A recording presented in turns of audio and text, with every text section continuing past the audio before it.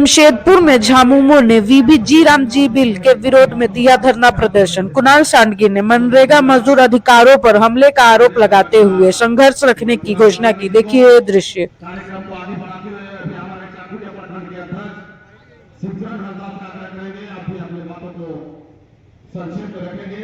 सिद्धराम हरदास जी, हमारे बड़े दादा मोहन कर्मकार जी, राजूगिरी जी और सभी समाज यहाँ बैठे हुए हमारे केंद्र के नेतृत्वगण सभी को मेरे ओर से हार्दिक शुभकामनाएं। जोहार। दूर वातावरण में विस्तार पूर्वक हम लोग एक दूसरे बातें जो रखे, ये बात सही है कि नारिया का नाम बदलकर आज एक वीपी जी राम जी का नाम से हम लोग को दिग्भ्रमित किया जा रहा है। ये समझने की बात है। और मैं खास तौर पर ये डीजीपी को मैं कहना चाहता हूं कि आपका इरादा क्या है, ये झारखंड मुक्ति मोर्चा बेहतर तरीके से हम लोग समझ गए हैं।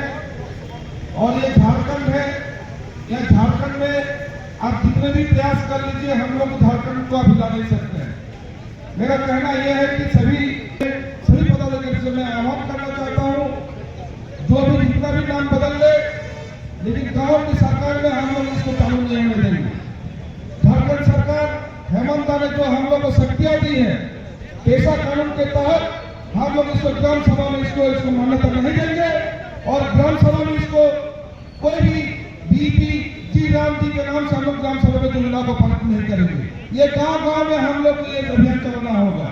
ये बीजेपी वाली जो सरकार है, असल में अभी जो उन लोगों का इच्छा है कि नाम बदलकर हम लोग को दिग्भ्रमित करेगा, लेकिन हम लोग दिग्भ्रमित होने वाले नहीं है। प्रत्येक ग्राम सभा में हम लोग मन रहेगा, वो जो वीपी जी राम जी के नाम से जो हम लोग योजना को हम लोग पारित करने को कहा जाएगा, हम लोग पैसा कानून के तहत इसको वहां बहिष्कार करने का काम करेंगे।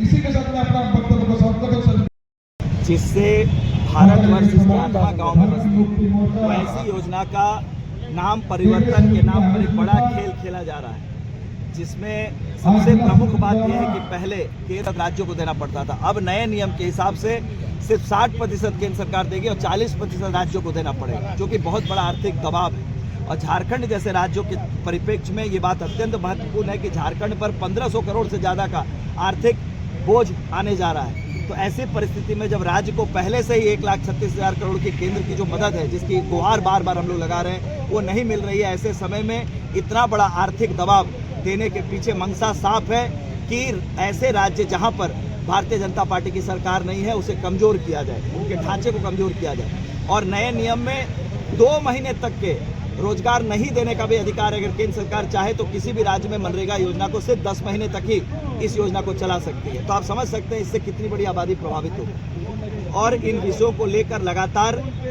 लोकसभा के अंदर, लोकसभा के बाहर भी आवाज़ उठाई जा रही है। लेकिन इनका जो गोडसेवादी मानसिकता है, जिन्होंने हमेशा गांधी की जगह पर गोडसे को प्राथमिकता दिया है, उनसे इससे बेहतर की उम्मीद करना बेईमानी है। इसी का विरोध आज पूरे राज्य में हो रहा है, जिला स्तरों पर। आने वाले दिनों में अगर इस नियम परिवर्तन पर पुनर्विचार नहीं करती है केंद्र सरकार, तो जन आंदोलन खड़ा होगा और उसकी जो भी उसके परिणाम होंगे, अगर उस पर कानून व्यवस्था भी बिगड़ी तो उसकी पूरी जिम्मेदारी केंद्र सरकार पर होगी।